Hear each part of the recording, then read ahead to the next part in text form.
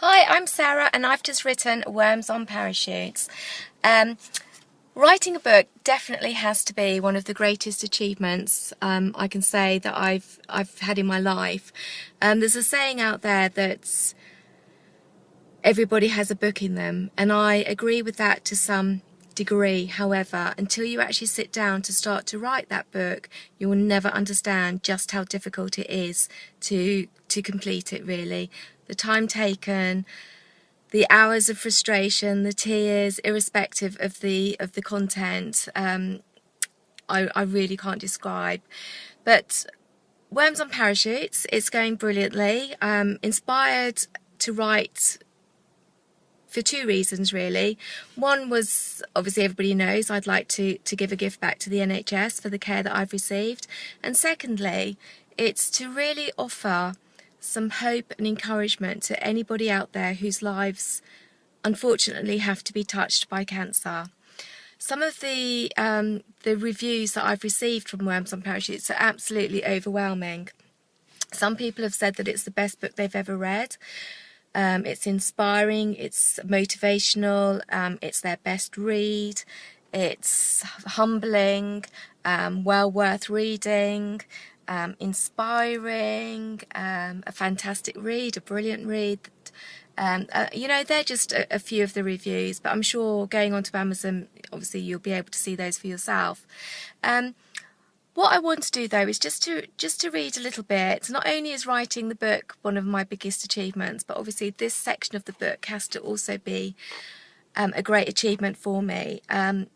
And it's actually chapter 8, which is titled Career, Marriage and Miracles. And I just want to read a little bit about it, just so that you can get a feel, really, for my writing style. So here goes. After working hard at college, I secured a career in travel and decided to specialise in business travel. I thoroughly enjoyed it. I thrived on the challenges that often confronted me. Each and every working day was never the same. Most of all, I felt healthy.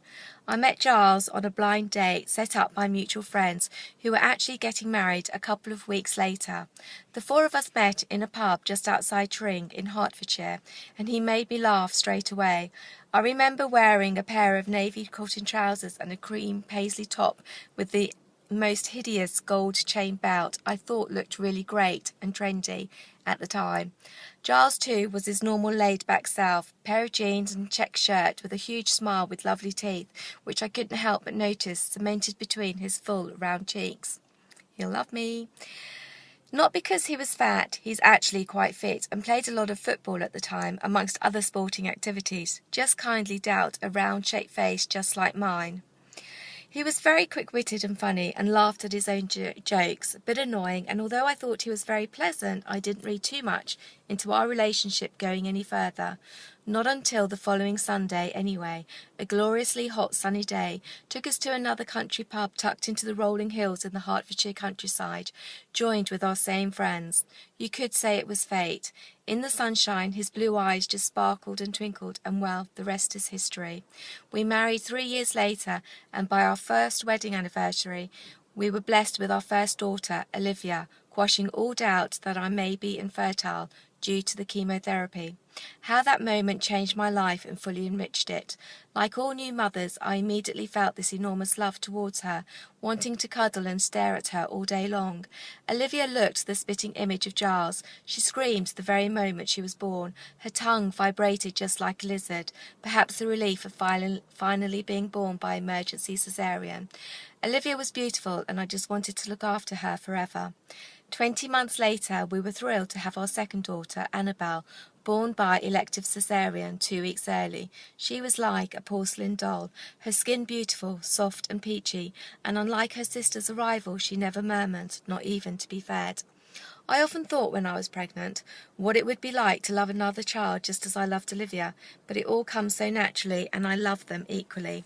We hadn't planned to have children so early on in our married life, but they are a welcome gift whom we both love dearly. I was always so proud to take them with me to see my consultant at the John Radcliffe Hospital on my annual checkup appointments when they were young. He was really delighted that I was able to have children and had not encountered any difficulties conceiving. I was really content with life and mapping out our plans for the future, almost like an itinerary at work, believing what is planned must happen. How misplaced can such presumptions be?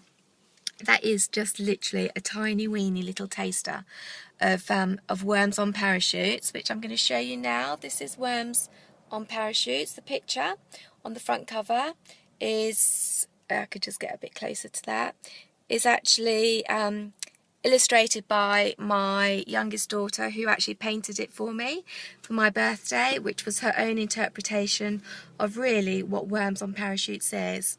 If you've ever had to put your trust in somebody and literally put your life in their hands, Worms on Parachutes just explains how that person can make such a huge impact on your life, and for that reason it is one of the inspirations behind the writing.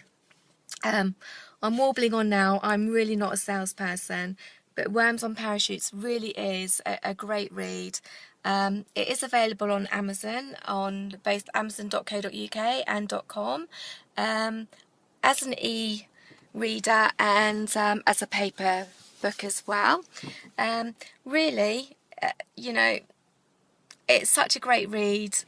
Really take advantage of it. It is going to help so many people. Half the proceeds obviously go to the NHS Trust that treated me so well. And